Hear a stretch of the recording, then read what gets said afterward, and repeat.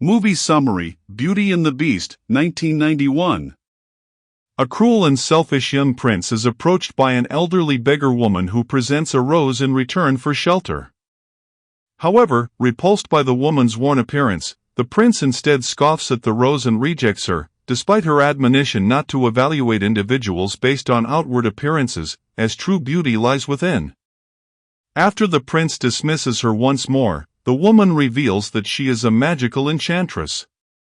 The prince tries to apologize, however, it is too late, as she has already discovered that he possesses no love within him. As retribution for his behavior, she changes the prince into a grotesque beast and places a curse on his castle and his servants, while the rose she presented to him is disclosed as an enchanted rose that will flower until his 21st birthday.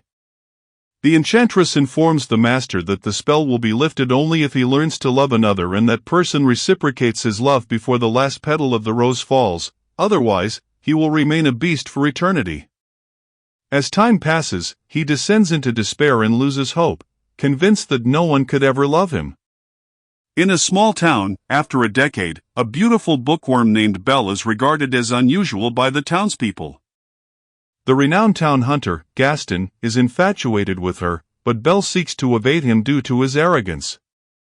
Belle's father, Maurice, is also ostracized by the townspeople because of his unpredictable inventions.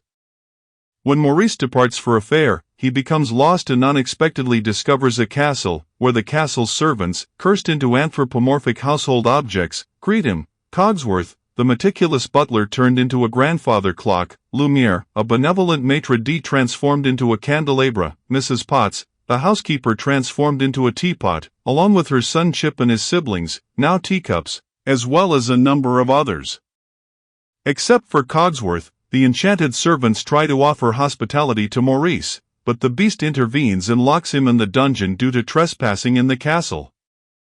Intent on marrying Belle, Gaston organizes a complete wedding directly outside her home, naively believing she will agree unexpectedly. LeFou believes Belle is in for the surprise of her life. Gaston then arrives and makes a proposal, but Belle feels speechless and uneasy, particularly due to the way Gaston describes their future together. Belle rejects him, causing Gaston to fall into a large mud puddle, which leaves him enraged and humiliated. After Gaston departs, Belle angrily chastises him for his absurd proposal and his uncouth and foolish demeanor. She tends to her animals, resolute in her decision not to become his wife. Subsequently, she rushes up the hill, secretly hoping for an adventure and wondering if there is someone else who shares her desire.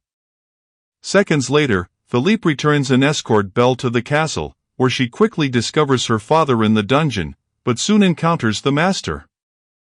In return for her father's release, Belle agrees to become the master's prisoner in his place. The master consents and allows Maurice to leave. He and his servants devise a plan to make Belle fall in love with him to lift the curse, a goal complicated by the master's unpleasant temperament, which causes Belle to reject his invitation to dinner.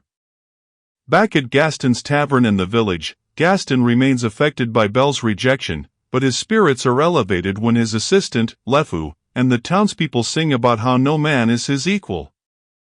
Maurice rushes in and desperately requests help to rescue his daughter from the master at the castle, but he is met only with mockery and rejection from the townspeople, who dismiss him as crazy old Maurice. Filled with curiosity, Belle chooses to explore the castle where she encounters the servants. At her request, they offer her some dinner, despite the master's orders prohibiting it. Lumiere and Cogsworth attempt to prevent Belle from entering the West Wing, but she manages to evade them. She soon enters the West Wing, the one area of the castle the master instructed her to avoid, and encounters the enchanted rose. However, just as she is about to touch it, the master arrives and startles her out of the West Wing in the castle. Belle attempts to flee to the forest, but she is confronted by a pack of wolves that previously attacked Maurice. Before she can be consumed by them, the master intervenes and rescues her, but sustains injuries from the wolves in the process. She returns with him to the castle, where their relationship gradually improves as Belle expresses her gratitude to the master for saving her, to which he responds, "You're welcome." Meanwhile, influenced by Maurice's crazy tale about the beast, Gaston plots to coerce Belle into marrying him by bribing Monsieur Dark, the head warden of the local insane asylum, to imprison Maurice unless she agrees. Upon arriving at Belle and her father's cottage, they discover it unoccupied, as Maurice has just departed in search of the castle to bring Belle back home. Consequently, Gaston compels LeFou to remain at the house until their return. The master, observing Belle spending time with Philippe and the dog, experiences an internal transformation and a newfound sense of growth. He begins to act more selflessly and desires to do something for Belle as a gesture of gratitude, although he is uncertain of what that should be. Then Cogsworth has 3 ideas in his gears: flowers, chocolates, and promises that no one attempted to keep. However, Lumiere insists it must be special and something that captures Belle's interest. Suddenly, he has an idea from his candle wax. Lumiere recalls that he and Cogsworth attempted to showcase the library last night, which inspires the master to provide Belle with access to a library where she can read all the books she desires. After enjoying a romantic dinner and dance in the castle ballroom one evening, the master allows Belle to use a magic mirror to see her father and find out that he is lost in the woods.